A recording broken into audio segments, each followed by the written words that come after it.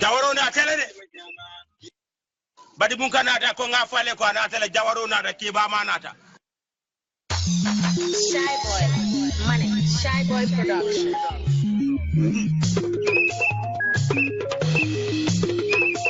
Hello.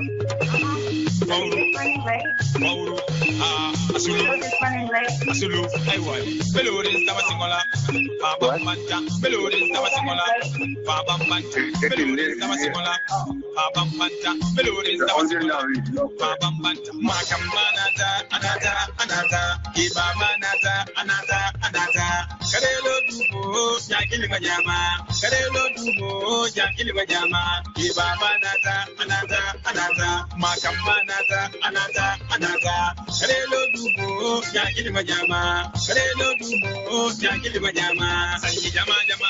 Amin tunkuma Muma keta Murutana kama Nimin tobo mala Titalon digila Nisi koto keba Dene majamu tinyam Kanun tewal baluma Dalu saralula Labitanya minna Mebarala ni wala Manna silo bula Nene na chosanu jamfala Kolo lengonga funyuma Olengarandi jina Makamana anata Iba manata anata Karelo dubo Yakili majama Karelo dubo Yakili majama Iba manata anata Makamana anata Karelo dubo Yakili majama Karelo dubo Yakili majama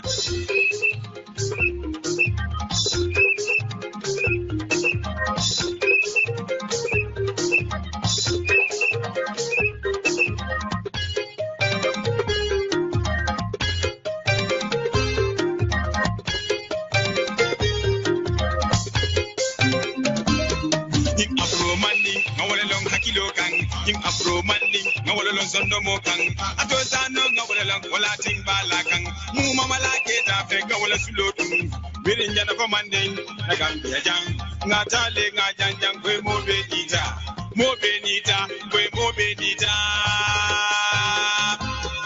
Makamanata, anata, Kiba manata, anata, Karelo dubo, Yakili Majama, Karelo dubo, Yakili Majama, Kiba manata, anata, Makamanata, anata, Karelo dubo, Yakili Majama, Karelo dubo, Yakili Majama, Sanyi jama, Amin tunkuma, Muma keta, Murutana kama, Nimin tobo mala, Titalon digila, Nisi koto keba Dene majamu tinyam Kanun tewal baluma Dalu saralula Labitanya minna Mebarala ni wala Manna silo bula Nene na chosanu jamfala Kolo lengonga funyuma Olengarandi jina Makamanata anata Iba manata anata Karelo dubo Yakili majama Karelo dubo Yakili majama Iba manata anata Makamanata anata Karelo dubo Yakili majama Karelo dubo Yakili majama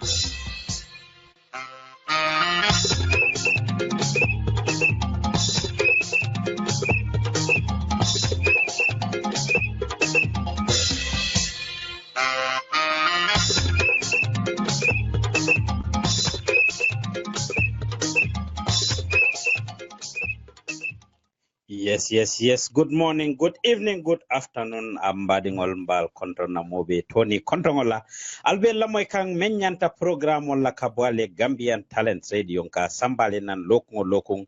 Membale microphone koma olempa Usman Jufti. Nimfama mbaring ndingo fana. Alaji Ibrahima mama koto deleka sambale nan lokung mobe dunia tonko nano dawadrandin drong foi ben jibe kan inyal laban wala ibe lamoy kan tulola on the Gambian Talent Radio wala ibe na podcast lamoy kan on SoundCloud wala ibe na podcast jibe kan on YouTube ibe jibe kan dawadrandin drong Twitter lem wala dula kote nemo mba falalde ahlan mbal konton na albe tol na konton wala woto fama ngefana kontong Alaji Ibrahima assalamu alaikum.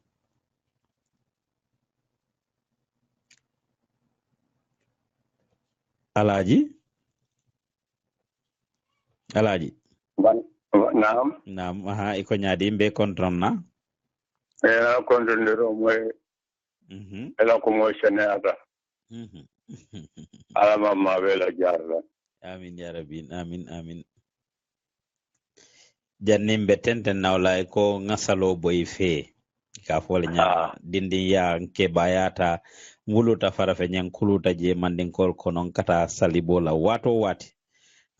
tata le namuso fa ngom banjun dindingol ti nin kay salibo akonye te ka fo salibo fo e ka fole salibo because banjun itol ka fole ndewenal ntel farafe nya surwa mandinka be ka fole salibo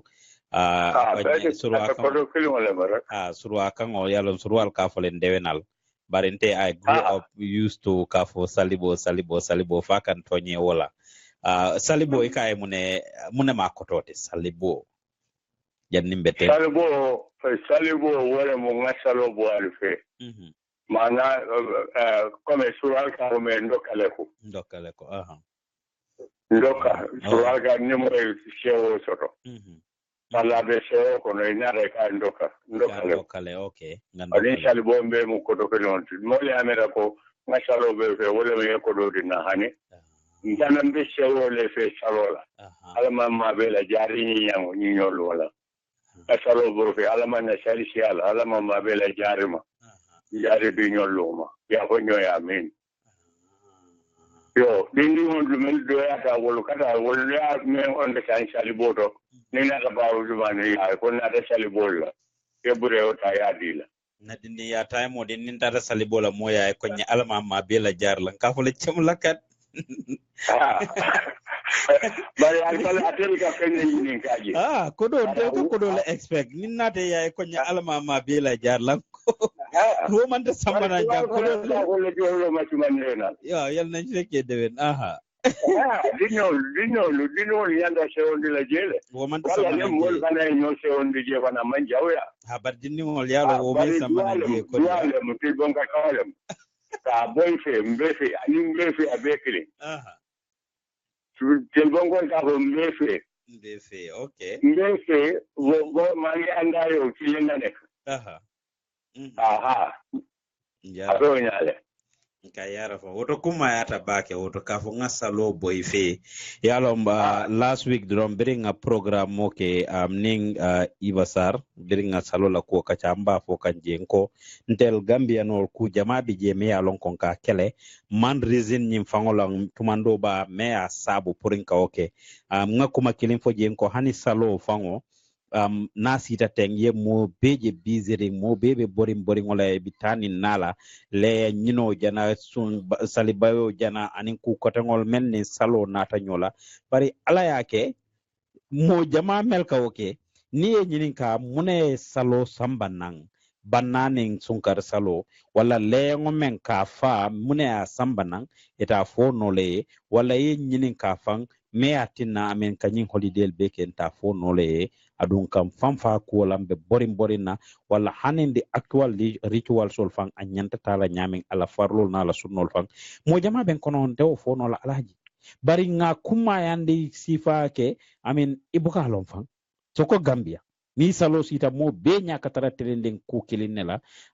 malon isi mune formoli no dronje kanto kom nga fanya mo jama bije wallahi ni nyininka munati nanka salo ke banna salo wala leyango muna samana mbuka fono maybe itasi makoy no woto demanding ke drong alaji jannimbe tenten na ni e kontondro ke foy pareta tafaddal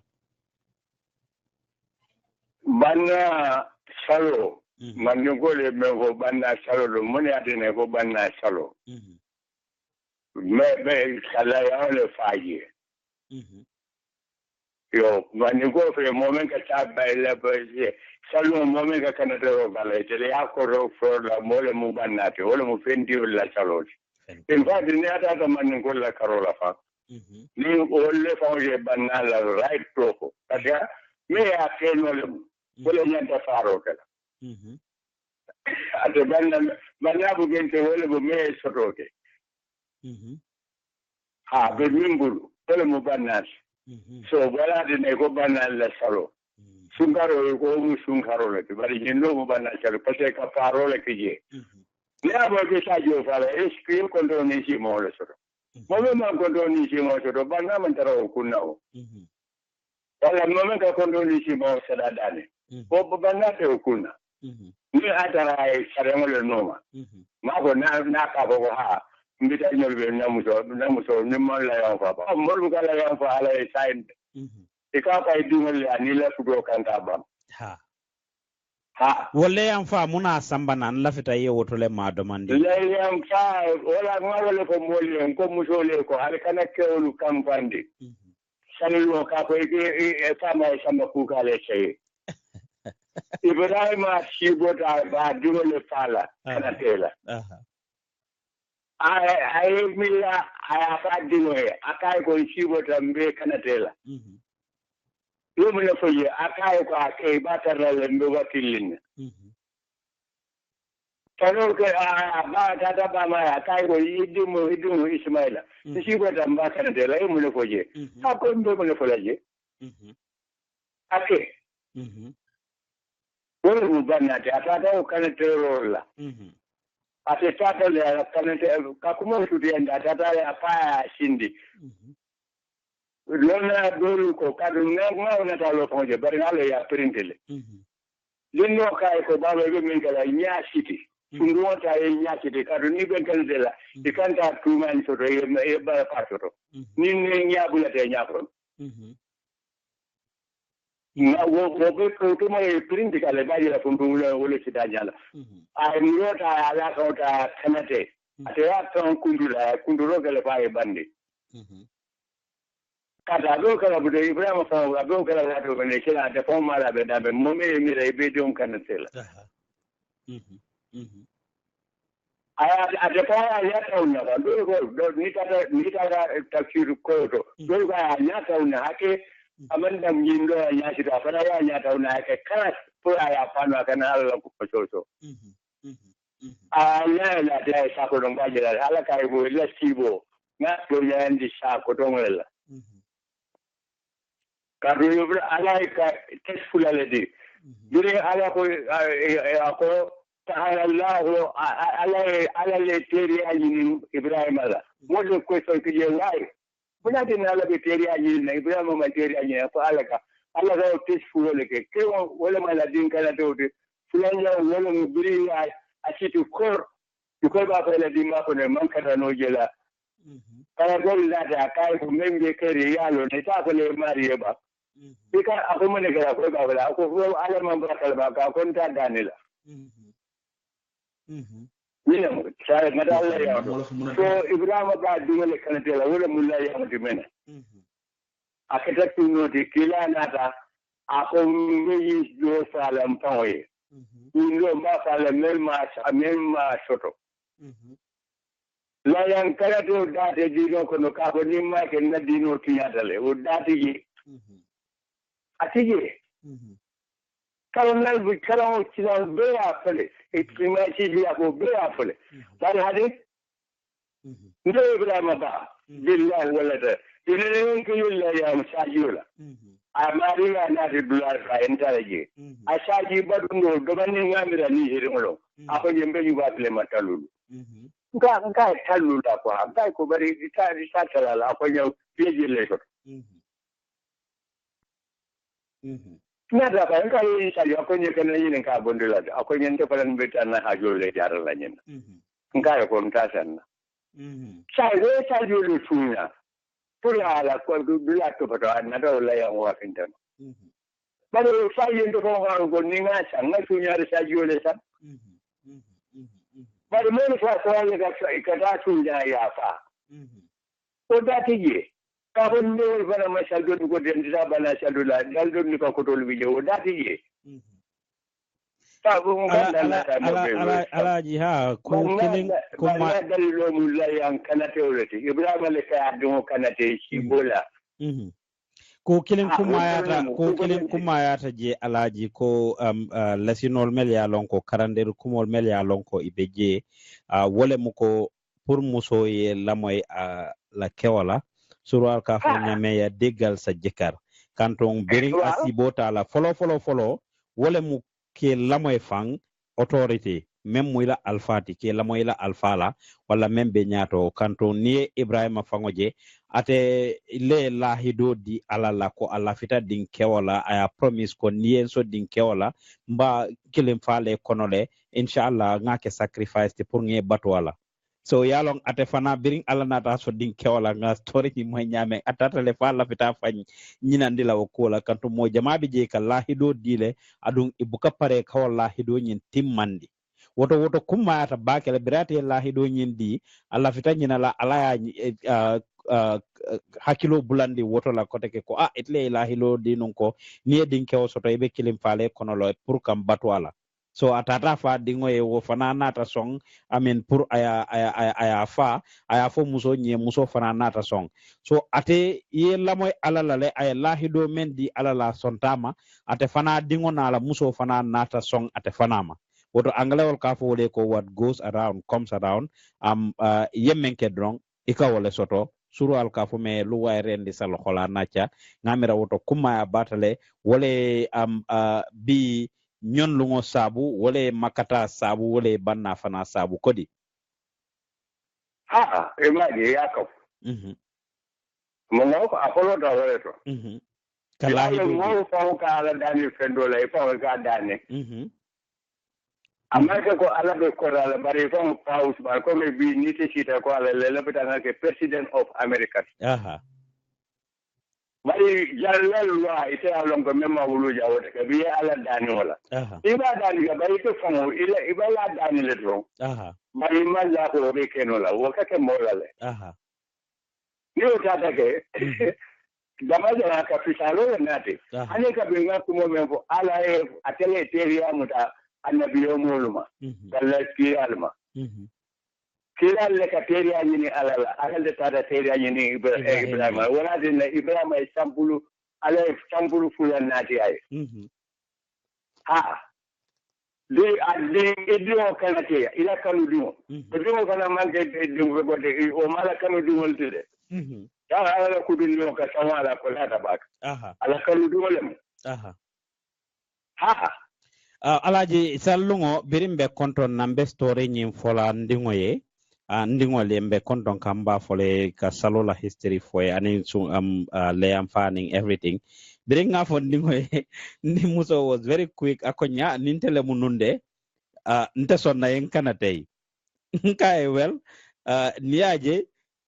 Ibrahim dingo sonta male pour aya kanatay wala na ala nata ka rescue ka dema ayate bondije ay sadio ay Jibril kiya kan ay sadio nyin ka koto sadio nyin nata fa nkae naman sonnu fa wobe kelale du jas kanto naman sonnu afama ya fa asifindi non be do kono la sidango soto asitara no wulo kono le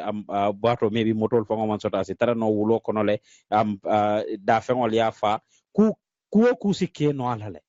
ko kusike no alale bari asonta fama la yamar lola asonta fama e même faye walatna ate fana nata rescue so woto je kuma yata bakele mole je faham pour kal la moyna alfa alaji woto nsi dumbi programme woto ila contendre ko la baraka bake now that we've given that little history and background baraka naminan tawote yesu akanne ko rendi salo holay nacha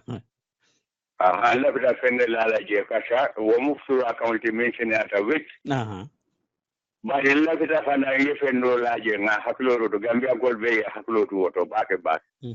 dalo mu to nyala de kanate la kay la je na ga yolobe bulo mala ko de tigi ngamira ko do mo wala hade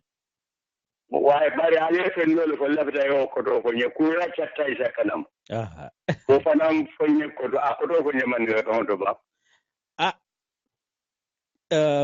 momo ike fanne jibe ila interest momenti ika woto le jibe kodi ila nafa interest den nafati interest den nafati okay momo ikela nafale jibe ila nafa be damen ikata wolto ika woleke akoto mu wolti na londin okay mani gol ka ko momo ila bi bori ka ko le tutu kodi Okay, abaraka bake yen karande ku kutola. Ku yata nyanya yeshinka ni baboro like oh my lokodi. Hade, ngai hade. Koto Gambia ma haklo du bake kumoko le atale. Aha. Ngena ngani mu fudo le tabelare. Alubi na la lungo senandi la nyobulla. Inshallah. Koto ni mo yala boy ka mo kana jala yede. Ashinga wa wala mo. Fuloli yapo mobe yapo. Koto mtanam pale kuya chataisha kanam. Kine kando albedo fuguro la mobu kabino. Ni asulandi koto ibabile koto le bakele dale koto. Tigi. Akoto mole te dukaren kana nyo jala e kudo lade. Ngado mando manyofe. Jamu Gambia Yo, woto koneata bote seneata bake jammu Gambialti nka kali nyo jala er ku doldo. Alaji la kumo seneata bake surwal ka fole maggerna bay sikir alame mendi la nyato alaji. Woto mbe kontrol nambe tentula mbe jayla mbe duale alame sola simani jata kende ala ay mendi nyato inina alfa albe mbal hakilo blan la ko albe la moy kam menyanta la ka boale Gambian Talents radio alaji Ibrahima Ba mama kotole ka sambale nan sibiti talang sey Gambia wato ni obotala alaji mbe dunna nabi programme oto jannim bita woto mba mobe sali kontrol na kanto salungo nyin nyon lungo last week ibaje lale ko na mol melbe Gambia tata salibola tata salobo na alfal banko alfal fe ala yake wo successful tanum bake mbe tentula mbe jela tol mel tata wala aboyati na mamme nyantaning oda programme o sambale nang mfele murtana njambi mba folal be al hakol boy ndi nyam fana ya boy ndal yele wo bori ngokola alaji kunta wurin kol mel ya lonko ye mantoro alay mantoro le kan flood ba sotata non je woye coco jama sambanam banko kambe nyinte mbo men to be duala wo coco be fa kayra kono inshallah sunkarun kol mba fole mas altol mel ben jibe kan walla al ben lamoy kan inshallah naltata na pejo to alba jelanga menkije kunta won kolbe sularin de marola bakelembe nyinte mbo men to kantun ila kujamalle tinyata ni la interview moy melkete je e ba fokan ko flood victims ol be pangol be diamu kan musol ye seno membe ke serung ila manon ila nyome ya soto ya kenun damen amin samaye je bele tinya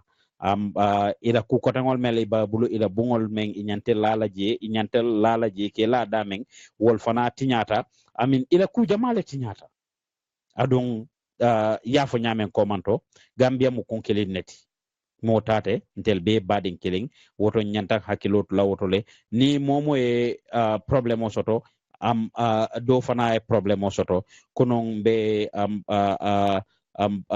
speech very powerful speech le la moy kan ko Ghana la president o daya fonon ko amin kuruma beren Ghana independence soto in 1957 ako Ghana man independent foni Africa be independence bering Ghana independent soto itol mer folo ya soto ako Ghana nenete independent no soto la ni Africa be man independent soto adu wo muto nyalti surwal ko kusa nebo bide lakale nga bala ngay walian nga xam naka nga doxale momo ibe daming inila nebo lebe nyokan isignol ni sita isigno ye problème o soto iko ntela problème onten ntela kuonten dati je imam makoy asi murnan ite kan surwal ko xedde ko ci balanga lakale surwal le wo fanafo woto momo la ila badingo la kordabe janin kan ete fana nyanta talale ya makoy kanto wo dimbañi nima makoy pour ka fa asi futane ite male adum what goes around comes around dunya be wala nyama be nyinte mbo mento gambianol melbe hani America kono jam flood be ke kan hakilo be wol fana kan alaji nimmo dantan diamute kan Gambianol melbe Texas for example last week hurricane membe nunje ay jama displace je nindol diamuta melia lonko ibe jana say teng ibe hotel olto ila motol tinyata ila cordal tinyata some of them man insurance fongo soto amen ibe makoyro nyinin kan wol baby jele some of these people maltale fank alaji kom kam men fo ma fan sun topic gol ton ka fo nya wato wati family do bije ibe jang ibe Texas ibe sulari makoyro la bake bare berina mari diam tanka e single moda mashallah berina diam tanka e fonsela story publish no nga diama kola akonya wallahi kana kije kontante la kola yen reach out nyamen pour kan jibe be nyamen bare gambiano libinande sanne fola nyedong ite makoy la fenna ibinna problème o lelonna ite makoy la fenna woto kane fam batandi jentel ba kata kanembe fima batu kam pour yem makoy insurance te bulu ila moto to ila moto tinyata anin ku kotengol woto nyantale ka nyin sifal jibe hanne manyo makoy on a normal day pour ka na day to day activities on in life to run for example tel mel ka fal yem makoy pour nga radio samba nyato bari ni mobe tembo to tem wati dol nyantan na personal differences so lande la karalale momo ya jibe isi menkeno fo kilinen fo fulalen fo sabale ngewo makoy biten nga gambianol dol lo mer fana be Florida because of ibe nyin horikeno men predict kanje menketa Texas jama fana e buri tata joje tata dula kote ngolto haninte fongol badingol dol be je melbe Florida ye borle tata places like Atlanta ni fenko je kumaya ta bakelen kalinyo makoy wo manken na bi topiko to bari kule mu me yalon ko ebe kering fonsa fo amen be duala kunta urun ko le Texas in call aning Florida call mba fole ko hakilo balkan amen si makoyro si keno don ni momo lafita nyin special family member Texas men nkela kumo fo amuso nyi man lafinga publish bari momo lafita pour que makoy niente contract benin wo family link up la inshallah directly intel mansula fang am ka kuke mansula ka kodo mutawalla ku koten benin family nyin link up la directly ite ajibe ise makoy no men na kanto gambiano le meli alon ko ibije dunia tonko nano bebe la mul makoy konentol fana it's just important and it makes sense pour intol fana yen na family makoy wala na gambianol melbe nyin dula sifalto abalaka baki alaji malo yemune sotebe men la fala je janimbe dun nabi kacha kono abaraka baki abarka pa Usman men ko gambian ko libe nakumo moyla le bari takala ko awo wel ate aje karakil mo la nta ma je wonya gambian ko kade ma rokala de gambian ko kade ma rokala de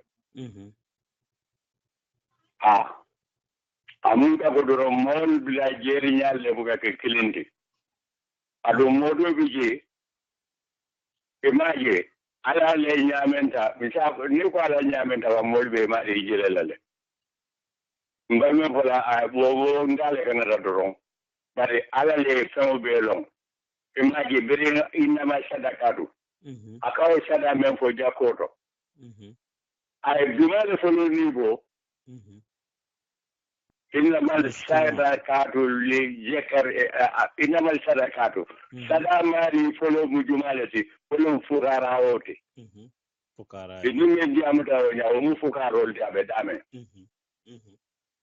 أفرق فابن كبر عمل في صدقة دانلا عمل بفنا أي فمولي فندي على سومي بمن سينكان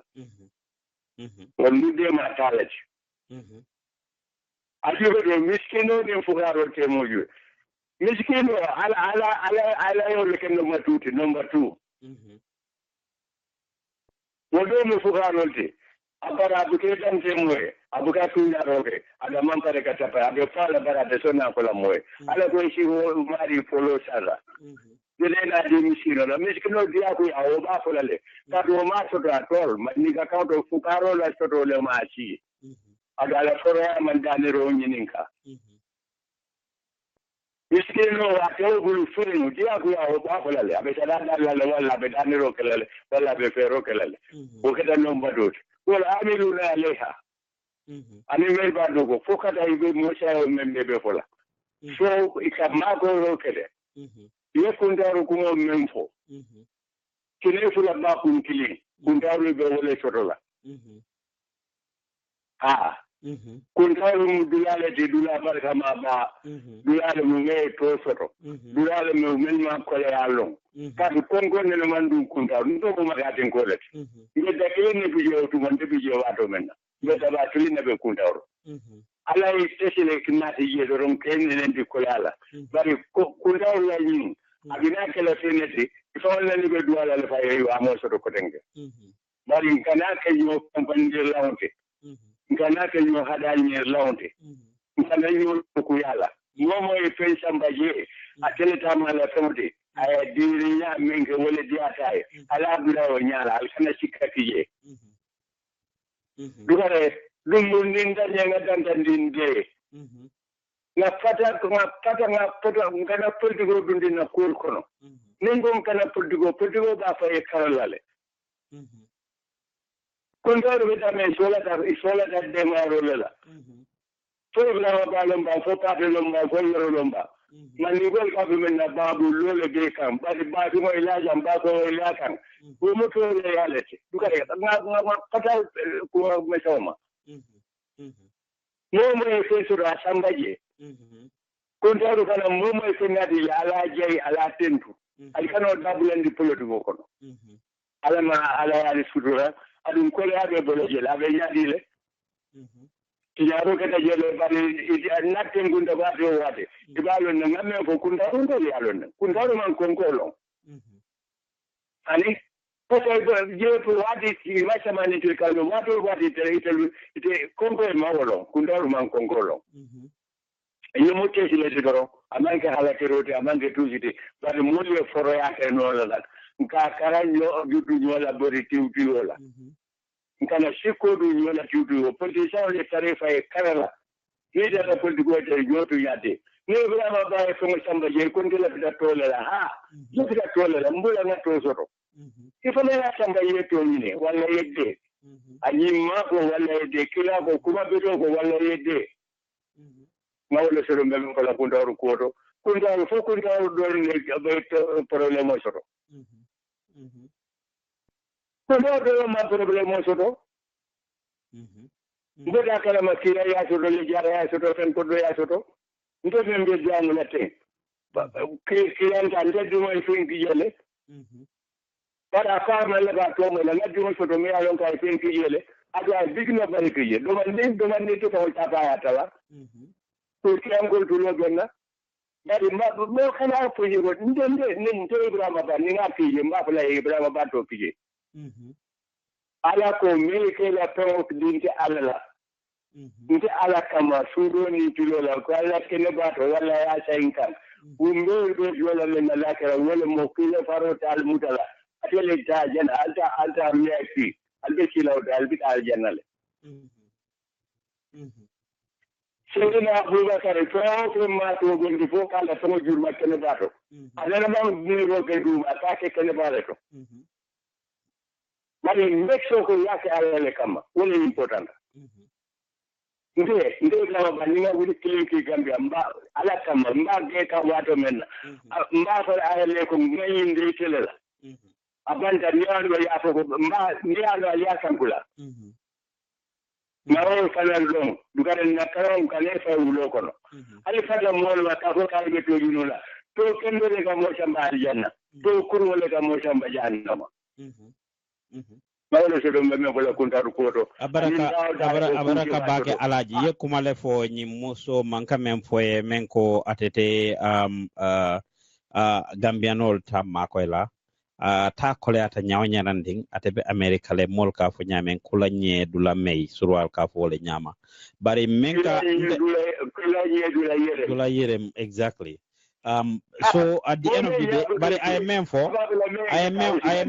woma fanson topic gol to be men kachala but go phone me account le yeleta alaji me ya lonko bira datita anisai ay loku dantan kile 13 days tilitan ni saba gambianol melbe dunia tonko nano beto ajibe mo jellel mo gambianol melbe dunia tonko nano beto but $22,000 wala mo benchmark nyinti me ya lonko yake bari $5,000 drong wala si race no can you imagine beri muntuma me alon ko nyin go phone me account yelta 13 days dunia ton ko nano daw dandi ni problème soto taje mo be kela dala so ni la bututo ni la transo kije hanning imang kodo fongo soto isi menkije sometimes people go and put their power ila sembo isi menke no ila funding ke ya wala isi pengo penke no wala hanni ba siala le fangya sia. It's a shame for 13 days Wuli Lulu killing. wala raise for these Kuntawur people. When the benchmark is 22,000 people, until dammangol ka programo kele wuli dantange jibe. Until damma adun Gambian radio ning Gambian platforms all be anin Kuntawun call ning other platform mo be takikan. So online, only $5,000 on this platform or disaster release flash for Fenkoning. Well, that's the only thing that could be raised. So musonye menfo, nte lata la wolale. Ntel Gambian ol pour ka ñoo mako e problème ole wo manke na bi topic odi ntela vila fanga dunje ka meje bake ka debate on that too much bari alhamdulillah biring modol ye nyaayele ya lo membe keri ya lon ko mu obligation nati ibeta kekal ni ma ke follow amantambi ni ma kala mutanung felembe kala mutandila la ni ben la moy kan be dani la ngay linko nyi share on the video altol melkan jibe. Click on that link, on the GoFundMe link, and put your dollar, your butut, your cents, your pounds, your yen, your naira, your kobo, your CD, whatever you have. Ibe banko dunia tonko nano dawadaranding. Wokodo ta ya kije. Ka kunta wurin call makoi because ibe sula rola makoi lola. There is something called corporate responsibility, social responsibility. Me alonko momo emu citizen ti daming, iwuluta daming, ibota daming,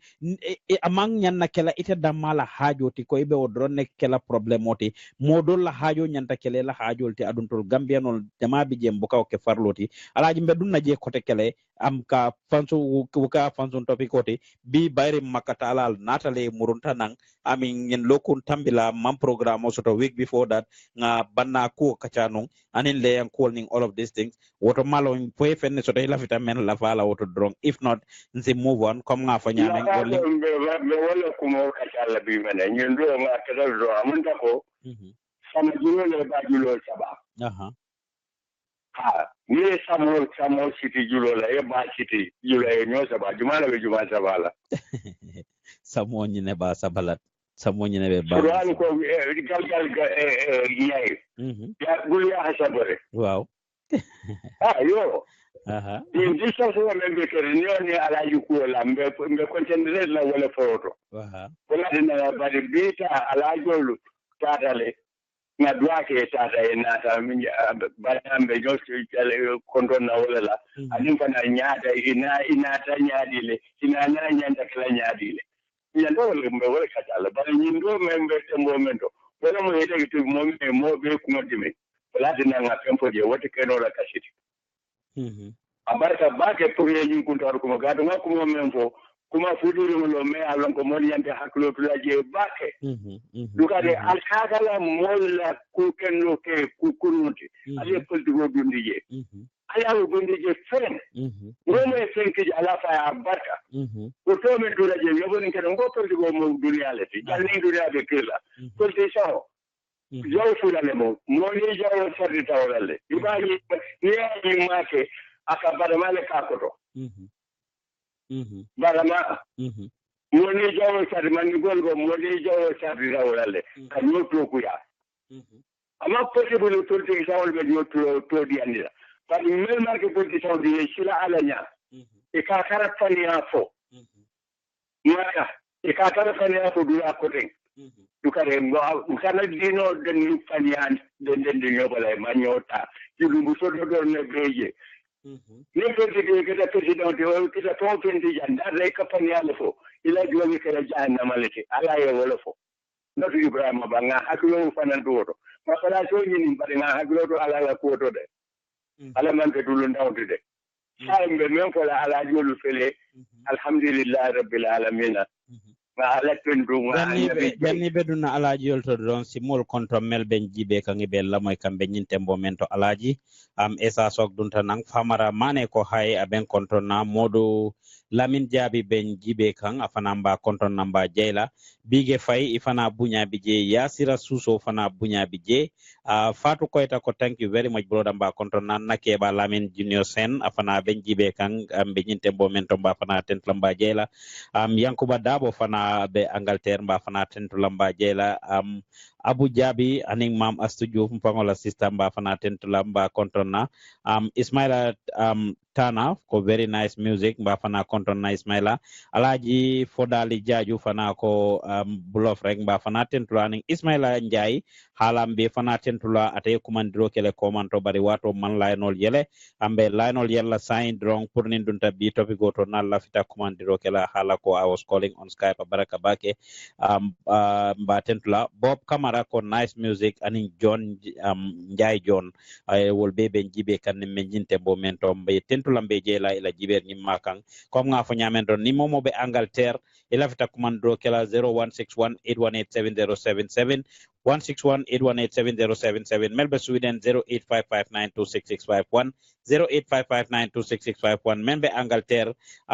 membe America 678608332 678608332 albe la moy kan men nyantal la kabole Gambian Talent Promotion melbe Angleterre banko kamba folale al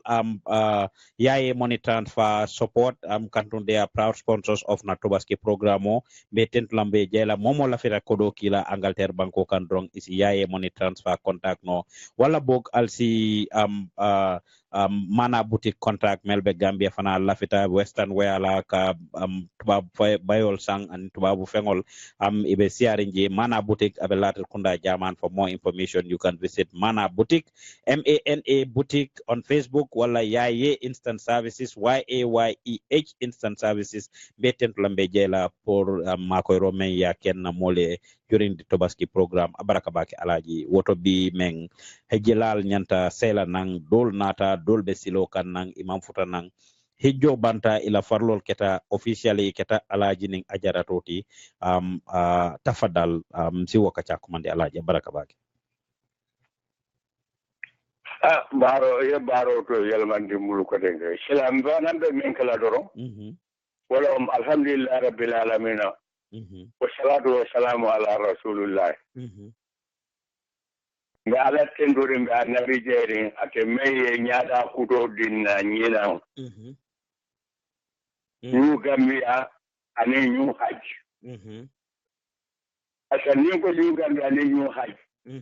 fenne kata mo anyana sauna wala ala e Gambia ni nam fanan abira e Gambia yelmande ake ñu Gambia ti ay ñu hajile dada because na men president men be sharing ya Makka ya invite ka eta hajola ane ala fita ni momo anda fana makale ba duno tala o mo ku kuto ti be alonko ngame da molbe wala wala le kado ni president mo dia kuya president ya go le kilo na fundita ni wala ka jale be nyaale tawna ba de buga fo kilo dube president ya mo le modo woto hasiro lu kanel kambatandi president anin tilo be kili naketa Gambia le adiate akuyate ila mansalem kadu ala gorate na ala ko ate akatela ka mo mansandi mendi atae ngawakili wala nimisil mole muntu alaji baro tata hajola a hajita nyama ala la fita ala nyame wala mi yafani ko mini kambala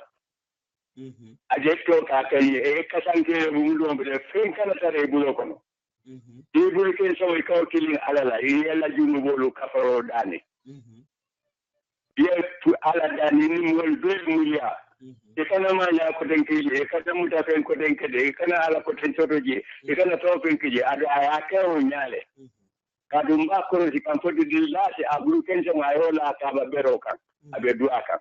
e ka ke o nyale alhamdulillah rabbil alamin ngodo ngalon ka be dua men kela wala ma ala men ka afangale ko anene me yila ka be kala mansati ala yo ka wota be dua men kala o dua de yeli ya ka ti be dua la wala folo anim banko be ko to ala ma ala yo dua jabi amin allah ko mu kilin ne numba tu baba li ma jela mbate dulani amirul haji usman dia baba li barka ngako mo len ko ite mo mo sa dibo le ti mo te ri da kalo do mala ko me ko da mata ko mo lu ni ko yata ya sene andi ya ko mo ifana yi dante ne yi la mo le wallahi baba li ala me shi ma yala gan gan ko la mi da di baba li la way aya ko hodo mo ko no kuma fa ayanda kala nyame mi kala ya ake hormola amando yaro kije bara mangi ke to nyae fum mo be ju sola de ko denga ala may ju sola la babali ndaw nu ko nola na har na sila ya wai kadri na ba kan ko man to boro soto to be jadal bi salata nola ikan do be lari ye kamo itani na bumuli itani na ma usudo sino na dinga ba baba dinga dam ko be senala le a senata sete ala me de mala mpana na ko lengo usumani ya na dogo ke very near 10 years ko dinga ko ku da na garote talaje ngalo ne ndebuka mo kalkul tantu adum anga pata tani ama silam tani abangale ile ko penke modo be aloiti ada bai kandilale ada bi senale ni membe kani apa ta ba da la ita loji ni ko ni kidan ko vele ko ya tunenda bali sai ka fani ala gambiala wala kalamu na ni ala ka wochomo isa senendi ise ke fano di dunia be si judula ni si me be do bu kapon ya bo bukare na ki ala na kila alama hajila lu mel tade la do ay malu alama ya jabi mo mo dankaro kije pour banko tor ala kana o mari la do jabi ndebe wala fala sai lunta lu fele nata ala la lunta lemo ka do itelle a itani ko ala la bay ka la ma la bay ka wala ko itata yela hajo ke be mulu lana nge bendu nyala me kanyanta nge buina ala la lunta lemo sila sallallahu alaihi wasallam akwai sila lunta buina na da la ta ala ani kila sila lunta buina amma ba la ja ko lunta ene lunta rek woto nga bunya kana tinaro kana lande tamboke kana penge menni ala bedo mantanyola woto alhamdulillah rabbil alamin ambe dala be amin ya rabbi amin na salo do molu be fe kadu nyanda yinkela dum kometa lo way bulmuto kenya le atina marché amanke nyaado moti momo ka radio gambia tele ramoy o ka jube o ila falle moti mbe duale ani momo ka radio lu lamoy e ka kuma kendo tombo je wala ka ko je alama ala e kare kembe kila hormoto alama na banko yirwala ala kana jawlu sawol loma mai alina kata kidin kurukuro ma kidin kurukuro mangida man gol ka foko la bunna jalo buga fo dabi koma mari tuma do dabi nim falo ka fundile ali na pere ke buka ne jani wala koita man gol al tulo be na ko dik la bunna jalo buga fo dabi koma mari tuma do dabi nim falo ka fundile mari dabo ko nan manya na duala buala jano la de ha ngedi am gam man ni golle sila dukare nga do man do ma nyofe abaraka bake alaji ila kumo nyinyata bake yemme mben bitan dum kontonna mben bitan balu kontonna mbitan ba mele mu so din ante to ko kala be kontonna be duale nde mu so di mela be duale fanale nde jadi olu kondonna America jang ani jadi be dawoda be ala danila le kairol ali alongo be kairol da karo ali kairol do ngani anye namu ibrahima ba tellum oto ala ma ala ya dujo kila hormodo sallallahu alaihi wasallam abaraka bake alaji ya foku comme nga fo nyamen commento donc alama ala ye mendi nyato kanto menyanta ika wole fo menyanta ika wole fo wato wati ikan hakilo bulandi nyama sabolto kaka nyama ka tuwa nyama ka fo nyama adu ika wole bara fana oto mbe tentu lambe jeyla oto yemen fo hijjola kola kumata bake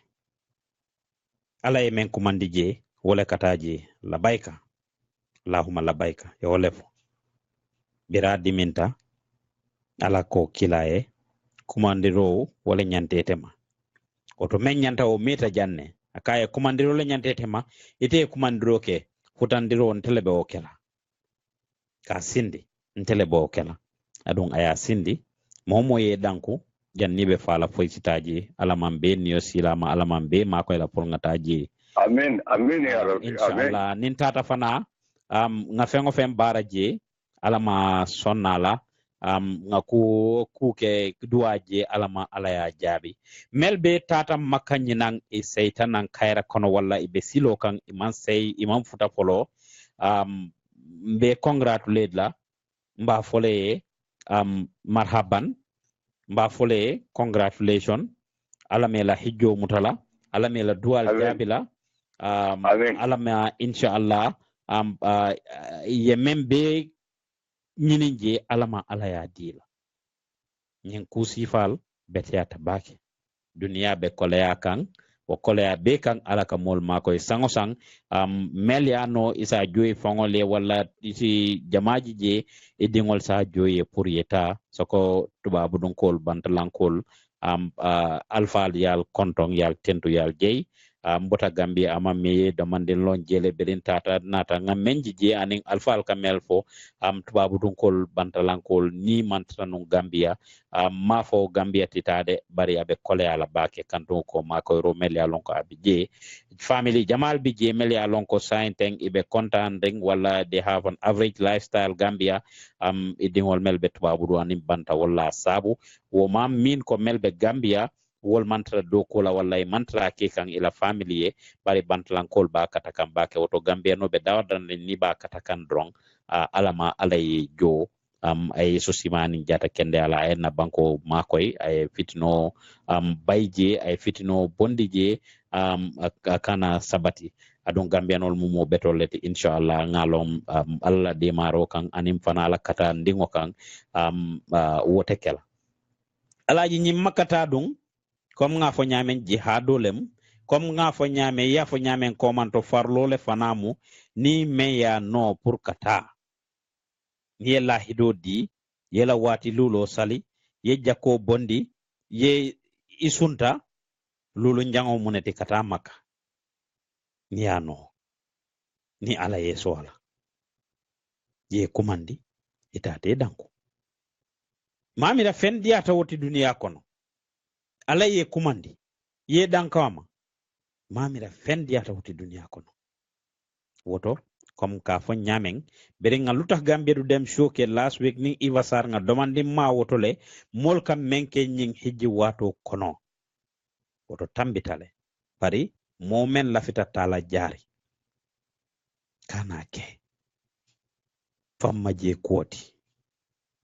wala because do yakele iteri ma sa ke nole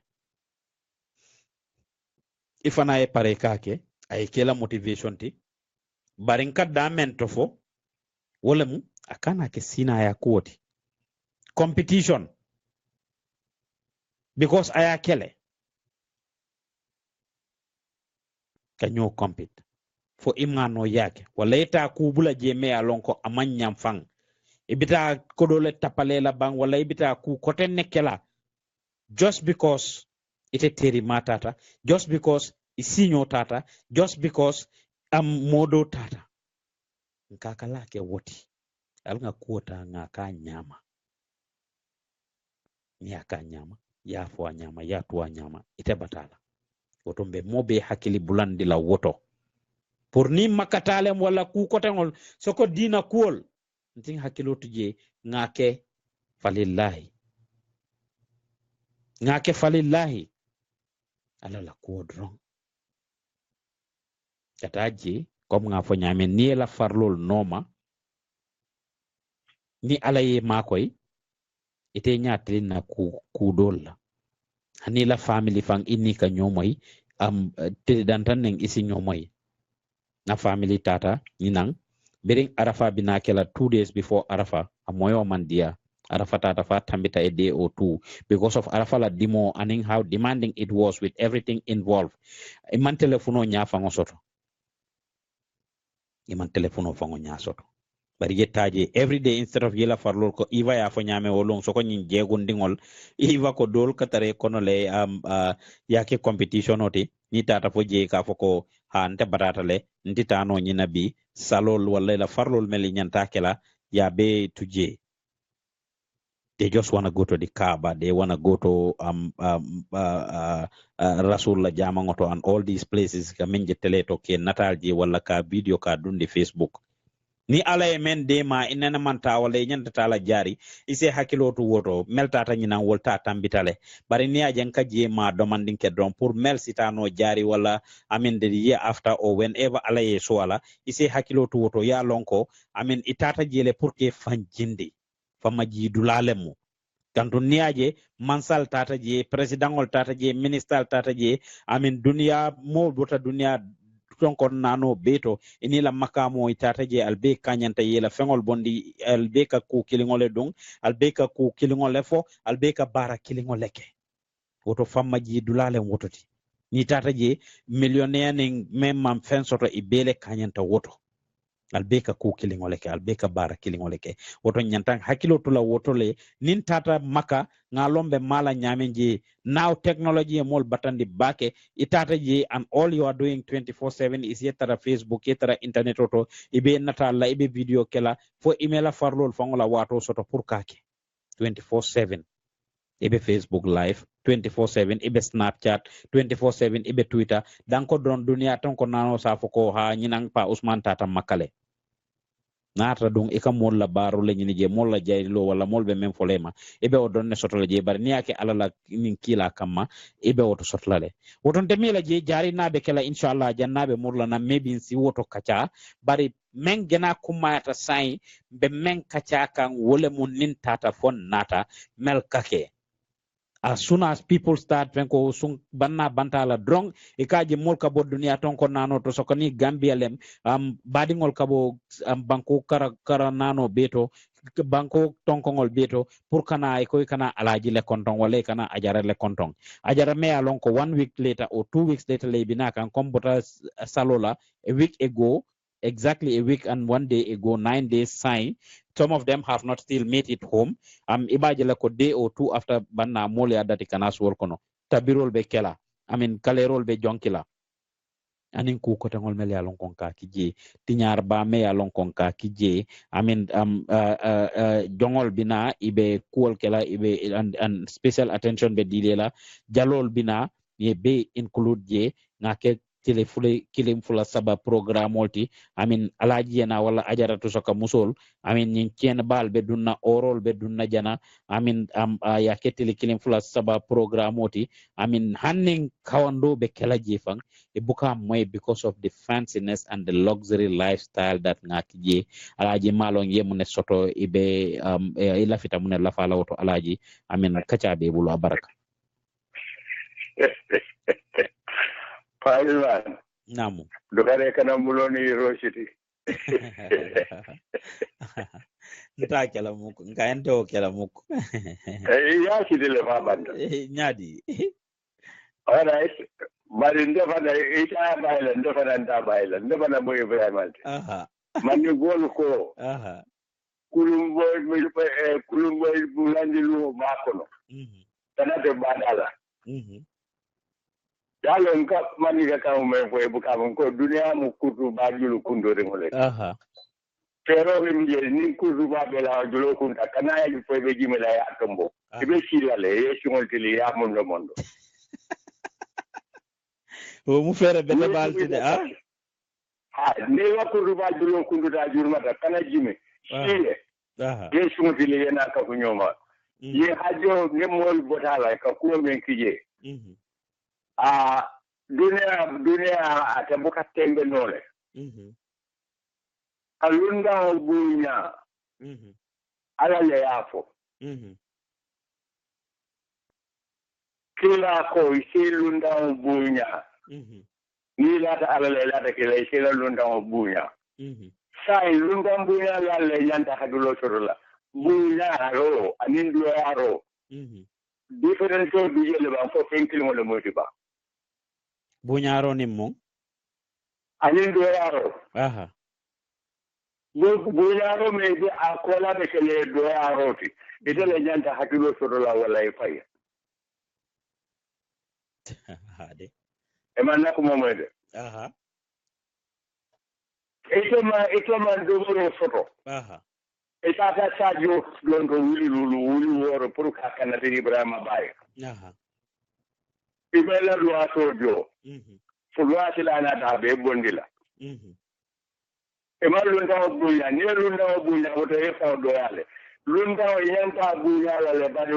buya mu keneta yanta tala me on le kado le biya di mola e buga be di kama bulke so lo kadi be do yale sotola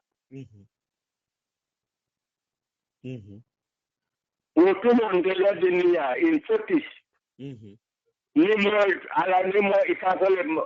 birgama hajinko wala kawro ba hajinko hajo buka to ta sade mume bangu mume mo kline ka hajije bare mo ka tali tilifula saba e futa biado turi o ala jo e bulodi ala kadri la ta yina ko tiltanna ne jannen tiltanna ne bulodi ala ila di ala e wati ka bara jol fe bani jurumbu ka farole beje wole ke shamba bari ka mali teso muta wotumo ko do mai soto kama ne bulu no to don ne mu yo padu kita don ne fen to dire bo do ke so be lo de ka la wole to wol do tembole to sai wo mo ni sai mo la har yo manke klinde sai dunya la le balon nako pombe men ketan to ya to yamba ke arale bang pombe to le yinin kan mon ta to yinin to be to yinin ale nata ala dabije ala ta be tar la ko do mari fontel ka woni ke ba competition wala bije ka do yo jor ko na yalo ni kuru bala jiru kunto education ngapa ba ma shalom ko bari ndela dar nyam keta o nyale iso ko ko mutati ya roti no do ko ya de dar wala wala de nga ko demokrasi ko nga ka ro kala iso ka ko bembe ti ya ro kala o mo kan do le ya da do fama la ma yom do fama la furjalet na ne furja ka fada tamena yalo na ba ani karba inji male bi ya ne tul da dalu furja o buga oke bari mayo ka karba yo fun ko bala la bala ka fen ko yedu bari ka ka karba yo male so abetende molle nyanda fadala tinyaro ma tinyaro mo muneti ibe meke ka make alaye abi ike fonde barala abi beto ke jawle so la je bala jiteje kite yanda lo ne fay ndo brava bate advice la ko kanani so tan pausumane papa ni ida to le ne kulukan sumana man ni gol ka ko le kulukan sumana ni sumana kuloga itela la kutro katina ayalo wole mol batande alaji ite be sire yemo ala momentum batandi do da handi no la ba habari woto koleata bakele kanto iteni alaji Ibrahima ba mun neboti anin do koteng woya no ay sadio sang ite fana fo be fanne forcer la sadio sang ite me alon ko hani kam men domo fang koleate fe porite o soto hani domo fengo ite la daily lunch ila daily breath ima o afford no iko kata tapale yalla wala sunyaro wala kodi donto because ila fita karile sadio sang alaji wala drinks kesi tan nani sangae ite fana be o compete la le fana ko be wala kala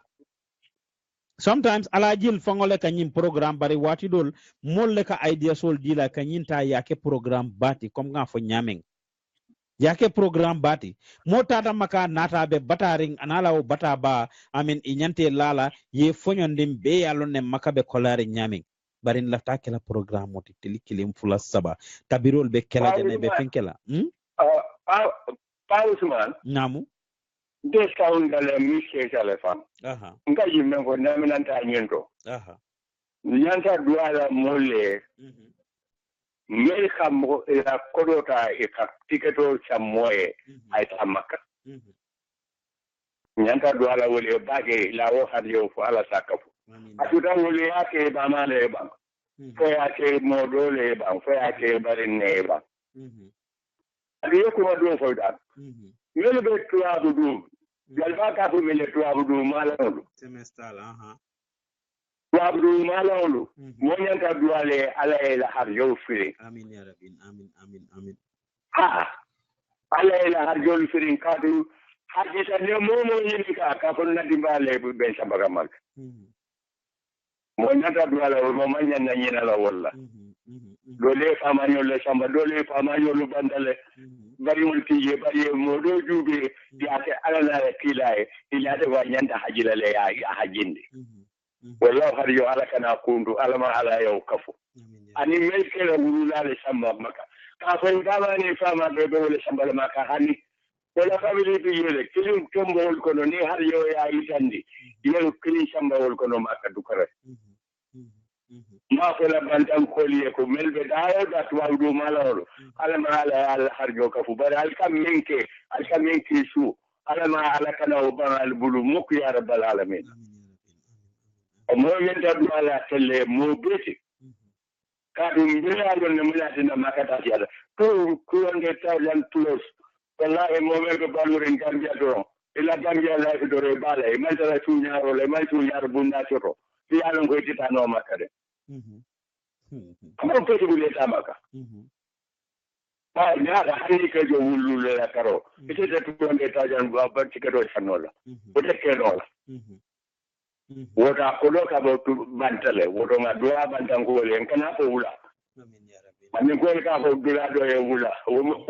wo kuma tinyaro do nga ko banta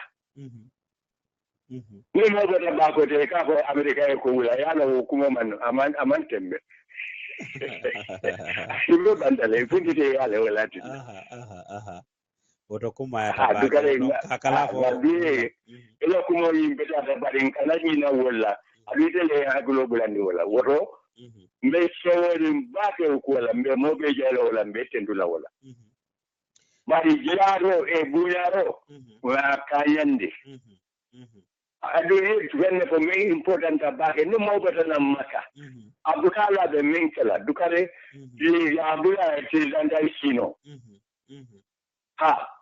mari kana tendulu wote mai ko tilu mumbe abetala shere na kadu molle bina mabo kaje mudi de bari na koroside hani mo makala til maka haji kolo be mo tilulule tilworo buto wo abo ne bala janin kar saba na mari na dali change di ala domande dugare na ko ron hita ala go ay te ko nyodo mande wura ran ko na e fundita yo da alba man dora no da be ibaje la ni ko ran na me alongo is abotana makale bardo baka ko ran ron del du mawlo tresin ka ko me tresin malo mo do ka ko dala duwa go do ne tresin no jama ka ko ran do tresin le asabuma ndaba tresin ko do lo njanda ga dun ka ko ba so ndon ka ko yimbe tresin le dem ko mo lo tresin ya ko nyem ko to nyalem so mawo mo fana bile me sikala ni yidu la di ala do man dem fana to le jalin til ternani ale buru ala wadi wadi ala junu bolo kafarla kaba barko le mot aga amadi falanti duwa moliyo janin til tanane duwa ka duwa kairola aka kuma beto fo a nyanda fo la nyame kila le fo kila ko ya beto ma wala yede bodo ga ma ba kumate alaji yalon je kumata bake nga men fodrom makatala ni tata foy nata e nyanta men kela men nyantema wole mu ku jama bi je ka men kenu ya tuje kumata le yeta maka ila mbafula odo folo yo na bendu lo kenya folo tina fo hani because abeda bendun dulale yaje jama bi je san ko ma fa nyame funding ke wolle ka genasia adun kumata le is recommended pour yeta maka ila funding ke wato kantung ya fo nyamen ala dimingo hajjola dimingo kunna wala tinna ko yeta ila funding ke wato la bari ni tata ila funding ke wato fana psychologically nyanta prepare comme nga moy nyamena londe ndingoto psychologically nyanta stable lale ilondo e sondo mo nyanta stable lale man nyanna kala chafartoti wala nyama toti ila physical health jata kende ya inyanta o sotolale akodo nyim fana inyanta sotolale there are requirements yillem criteria some of the criteria melia lonko inyanta ka meet janni ka fo ibita maka woto nite nyimbe meet ila dindi ya time itata maka ite ya bebe mpati ni fair ni amen kloputa ni video tala wala ibe kujama ki kan fair kuo funding ke ya itata maka inata ilafita ye kumandi alaji la ilafita o funding ke ya continue la hanisai wala ba tinna la itata maka ya beben Snapchat la ya beben Facebook live la ya beben some of these things la because ite fe fashion nem nyinte kodo nyi yewo soto drong inyanta tala mo jama ka jawol nyama bayri nga kodo nyi soto drong ngata bari you should be ready inyanta pare la ko la le nibita itata inata yenyi amin or ba katangol sang ikafo ye program tilikilim fula sabake sometimes makatala dolbi je alaji in fact ikagena wori wole fongola ila wori ba menke tol batande wala ni nata bunyamen ibakela ede be maka imela farlol fango bang ebe pro commandiro kela su ka jibe foye holo tale bang ibela bunya kela dameng foye kari karamutandi lala foye man kari karamutala nka promotion kela advertisement alaji serong ala yalon dolien commande from maka pour ka fonye lafta ngela programol be advertise ye amen to that ibe sate mento mo be salon ko ha inatale la bunya be kela lunkarle mona itebe maka wo bete it why should you be worried about those things bunya I hakilol be wole kan ibe bunya men kela ha nabayo kori kariya kara ya sambe na ibe men dun na bunya lungo you are worried about those things ite man worry about ila ritual soul iman tare fan karandi kan tural ka fonya nekulo di war sa bopa iman tare fan kawandi kan itata makaye jija be nyame ye musulmol beje millions of muslims ibebe kafuka nyoma mobe ku kilingo dung itata baitla jibe itata ye makam Ibrahim all these places that you've been hearing yemen karang itata je ite fango ye ala tentu inyante fang famma jindila nyame inyante fan jindila nyame ngatoroxlu ci yalla instead of you okay you are worried about ila biomeng inyanta dunna nanata kori karalla ya karaku korali holota korali drink sol sang koriya fo karinin kariye wala kariye tabiro kelebang albe ebele tabila falbe nan burule tabila wala albe chakrile tabila wala ale niso nyin sanne you are worried about those things instead of you worry about certain things woto funding kel kata maka kumayata bari nalta ta fal nata fana nintata fon nata nting hakilo to kudol to mele alon kon ka kenun nsa alon ko we upgrade na life nyanta tambila wala le nka kuke me alon ko wala nyanta alaji menin dino ning dino tata nyol alaji ko nga wala faji don tafaddal ila kuma beta baka amunda ko ka man al hadarun nalango jila ka buku sumunala kendo ta ela don ni ko ma yesu munata yaku wala wote imana fi wala kela kodi Osimane mamoy no nge moyle ko ahan kay wala mu wala fango mu ila don ni ko buya ma imala fi yaku sumunala ila fitala yaku jila ka chena tigi ila kuma ko do mu wala tigi ko do e ko no do diale ke woto ala ba notole ala kuma ba notole ala sharia ba notole kila la sunno ba notole me samma maska wala mu junubu kafarote afota karanalu ko haji mutaro ala ko yoda la ko aljanna wala le apo fo kila le apo bamalo wodo haji mutaro yoda la ko aljanna ba ite dum mamfa aljanna dum bukato da ka to la kerale to haji mutaro ni yoda la ko aljanna inata na pendo kananke memme wo tinala wato gaiman garante soto ala yade ala me fo kare ba ko na ila hajo mu ta jota ala fo aljanna bar ma bi jele de inari woni atara ko wati ni ko be ku kala be mira la ko he in ko de haramu tale adun ta de ni kanu ku nyene kam ala la do wa no to ne buka fale kila kana ka buka kuma ni yola oto domandi sa ko ala kumo ni ala kumo ka nyotale ka do deta hajila ko la karna ci señol du lo benal woto ayda ndata matalo manta matanga hakulotu ni ala be benal adum be ala ma ala manta ben talali inari o be to kala na ba do kana be alaji kudo to ni ba kala ko alaji lo mamoko ke alaji lo mala ni de ani ko kana ni kata haji ta pa banda ay yete gondi mo la konto ko nolde ite be malaika control to ni to isa ko alaji mo le dumbe ni kega ifele benjelen dila important tabake aha woto hajo important tabake anapo important tabake manyana napo manyana keno tamala ni sano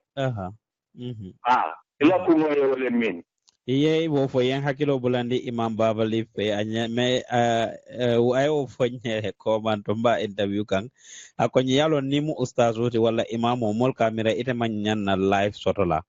ite kai imamo wala ite nyanta kala talben ndingol ti drong ite bay beto dunna ite las koloñ dima mala ite domor dima mala yefengo fenke me yalon ko ku beto len drong isa fo ko fate manke imamo ti fa manke imamo fo imamo manke moti bang akonye ni jannibe fala ibe sada dila imamola isina poplin meter woro wula dila akoy jumale ko ndemu miskinol te fombe fonsula te poplinola akonye man basen ris lay sol ha ngama jox juroom ñaari meter poplin dima jox juroom ñaari sondel man courant la amé suma kër joxlo ma jënd cash power ngama jox juroom ñaari sondel juroom ñaari poplin ak and the like so akamem fonu je dron wolem ko ya mira ko momo dina moti don wala ku pengoge ete nyanta kala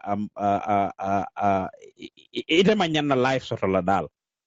uje kuma yata pour nga woto faham pour nga woto understand bari at the end of the day fana meltata foy nata nyanta psychologically prepare lale abele dron ko futu woni tata foy fututa ibe feya ko men kika nika feya non hanni man futu imanyan na feya la sokoni tata foy fututa hejjo fana hanni man ta ku jamaabi jenka ke fondin ke yakan manyan na kela bari nin tata fon nata nyanta woto bulala le because nimma wo kembe dino le feandi kambe ala le feandi kan mo kotengol ba jelale ya mira that's okay and it is not okay because ni tata je foy nata wala ye kudo ke drong you should be able to set a standard and set the bar high imanyan na woto jindila alaji wato ben jamfa kanne programme nyin atata nata meya wolende wolem ka mol hakilo bulandi tinyare ba men ka kenyin hijjo ko wala nin nata bunyal men ka ken tala as much as possible domorol mel ya lon ko ba sadna nyim bayol nin tili sabanano programme men kake hol batal ning all of these things ningake maybe miskinol bije for example be tembo men to kunta won kol be surarin de marola part of that money sa tano le nga wol makoy part of that money sa tano le nga na nebol makoy wala ku kotangol mel ya lon ko sa keno farla kudol mel ya lon ko sa keno instead of ka fitino la nyokan so ko nyin tembo me ya lon ko jamano be tamakanne adun jamano be koleari ne alaji ngo ngamol hakili bulandi woto malomune la final words ti jannimbe programme so ron tafadal be men kala janno ko ala tendu ka annabi je ke te fana ndey alhamdulillah ay ñom kumo manke ko tel kunne fanta walla be mole do yakan walla nga haji de ale soto nga alajo anyani bu nyalale ka ñoo yamar men na molu la jerinya man kanya yamar kende aka mo dole nafa tigi tigi nga ke wole kama ma ke mo bangi kama ni ko ne me ano ila lunda ya bunya teto bunya yin ko la de kelete manto ta ni malo yake ni me mano idanda da ila peto danda da men dangoto tigi ikana mandoro nga ke wodoro ne kama manna janka mo haji dia kadu wadi ni te amere dale yemme fo yede daro kati nyaro gado ay njabo gaje ko ka ko tinyaro le kata doto kanto to wadi na bata bulo ko na kada bulo le kono wodo abota bulo men ko ninti nyaro le momende atata meya alo na kala le wodo te membe abete men bulo kono iya kalo na men gondi laje do to du ko no de do ni do buya ite be do ale sotola ka ko le kama mena to kare mole hakedu na nada ya je nyado ma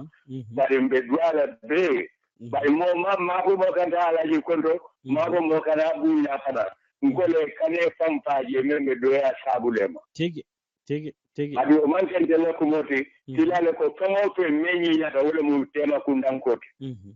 na do ta baka mameta na warda baka mameta suro angala waraba ala doron na wati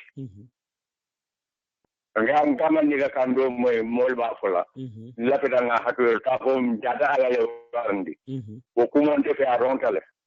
wala na ma ron ko to ndebe man ni ka men wala mole mobu ka ala warandi no ka fa ala le warandi atara ala naaje ade talibolu wala sisel molu ka ko finko wala mo ka ala waro sainkan ala waro dalo already mo ba ala warandi lo ala man ke pendi mo ka me warandi wala fendo ka warandi ala dalo already ala waro e wala sainkan na ka ga nganya wala Miro ngol be on ala ko adele ka bulo fo santo anim banko to jang santo bulo fo me ka ki anim banko to jang ala do ne ka ke so falenta waro lale do de ka warandi le wala mu ka ala to pinkon baji kurula kasila ala to warando ciandi woton ka me fo jang nyom ngani adialo mu doron ala mamma bela jarla ajila ala mela na ko sumale kunto melu ye makoy alama ala yewolu makoy alama ala aljanna kalanko dadanna furewli be dunje bare alama ala hasidiya bondi gambe angol ji sito amin ya rabbi hasidiya warta gambia be dane from frying pan to the fire ngole tega mbota kawelo kono mbay kan dimale kono hasidiya le jawata to beti ya kata haji tiama tawi tumari e dongulo na diata ngaba la dongulo ha baraka ko surwa kangola surwa ni manni ko ne ma different soto birin gambi alota nasibo e meitandina manni kani surwa ya bina sina ale na diga dum man soto ja mune o sabu hasidi kilmero kedi me alon ko barma babulu wati to ko dati barma loje ala mari sute mol kono surwa ni manni ko manyanna kuyala kan ko ni jora ma nyalla kuyala ni kuyala be nya kala man ko ni jora le nyanta kuyala be dame ne suwa an man ko dukare ala hakilo do gambia ali la ngal ba ke radio la ba ke ba do ka bari ma le soto ye ko penke na bi da sabe ha ba le amman ke da nyanta kala tin so wani man ko mu ba ke lim pa ke lo ngulet wala ni futan ko mu bakilin ta wala be gambia na wala long ya kata we balu mo kana ko do balu ndila mari ku ordo la me suno pe rafle dukare nay ak jamana nawro no to yalla te mari ke soto fata ku nen kala molla mari ka tawro fanan to dukare ndona wala se la ko den ka ko la mal bakele de adun ka ko moy bakele gambia alal hakro du bake hajidi ato hajidi ala jawata fon dosi dunya kono hajidi don nafi go itele mutajul kilmut munafik aka men ko e man tarato adun la ilaha illa sellale nafi jamra bana ka fani alfo hajidi o mallafi moy ke fenti tombe to yako dawda ci yawya na didi wala be tatul kilimu ala ko wal bita dimma kala wala mu singir bero de man ko be wala lonon singiro dimma ka mala dame o bero lo itel bita wala dami ala hakiro do hasidi ado hasidi kabiri ya bandele shay hasidi ambe wala ko wala du yawya da kabiri ya mbuga mi mo shi hakiro wala mun nan de na rote na hadoro ga mi okoro su kuma bana nanata ni kibaro nata koro ci janneba na ko duna kunto abaraka baki woto gambian tele radio tola mbali jela mbal tentula ngela mol fana mwele ngakole na mole menke jana nga mwele nga jele fana mbena kachala okola le ma jube kunke mera ka dale fa nyenke len da ala na da man tabe mera onye lo kunta woto be mo ala la dokote woto ala le kara mo man tabe woto ala ma ala kara man tabe on kenye wati kila hor mo sallallahu alaihi al hakado al badi malo ala ibrahim ba mama koto kasalo bo al befe al mam beñi mama be la jari la kila hor mo sallallahu alaihi wasallam assalamu alaikum abaraka baki alaikum salam wa rahmatullah motal be la moy kam menyanta la ka bo Gambian Talents radio to ngam membe fo jambi menyanta antella mira lo ton ka wole fo Alaji Ibrahima Bale ka sambale nang ngamen fo kunta wur ko la kuoto ani ngama ko ro men nyantanna nga woto fole ngamen fana fo hijjo la kuoto ani hijjilal ni bi botala inshallah fo jari kote ke alaman niyo silama be di chapter close le pour hijjo la kuo be ku kotengol fana kacala le inshallah woto ngamen be fo hijjilal moderation tema alaji ya fole ko tema wolem the best wanti ibe fengo fenkela angalewol ka fole moderation ibe fengo fenkela yake in moderation ya kanyandi ya tembendi woto bete atale woto kana kuke just because nga sotole nga nole drong nga tinya just because nga sotole wala nga nole amanyana tinna nga kodo tinya amanyana tinya nga bagasol tinya kantombe samale kono adon tinyaro be kekan mol melbe sularen domoronin ku kote ngolle be siaren se makoy nole woto ambe mol hakilo blandi la woto mbal tentu lambal jeela alla lamor nyimma kan altol mel kan lamoy dunia tonko nano daw dranding ba folale nalbe Angleterre alsi yaye instant services support with money transfer service na lafita kodo kila Gambia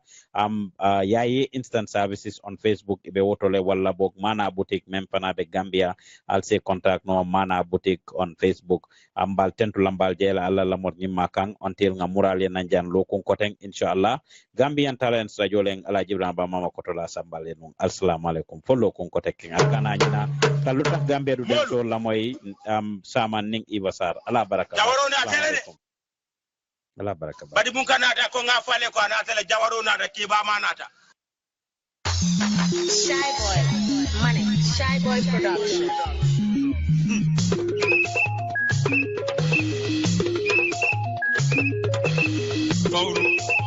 Mauro, Asulu, aiwai, Belorin sama singola, Babam Banta, Belorin sama singola, Babam Banta, Belorin sama singola, Babam Banta, Belorin sama singola, Babam Banta, Makam Anata, Kiba Anata, Karelo Dubo,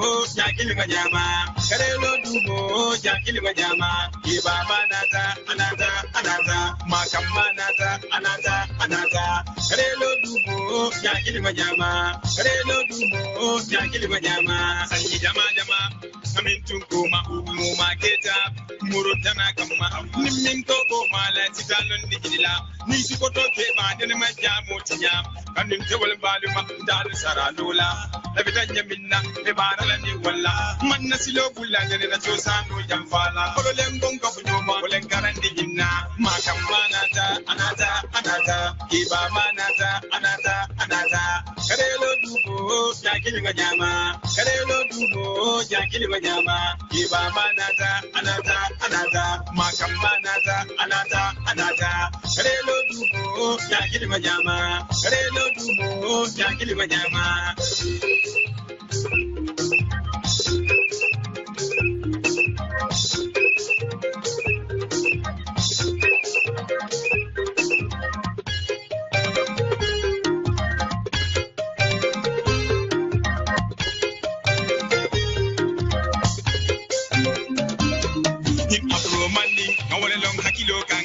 Afro manding, ngawala long sondo mo kang. Ato tano ngawala long wala ting balakang. Mu mama la keta fe ngawala sulotun. Birin jana ko manding, nagambia jang. Ngatale ngajang kwe mo benita,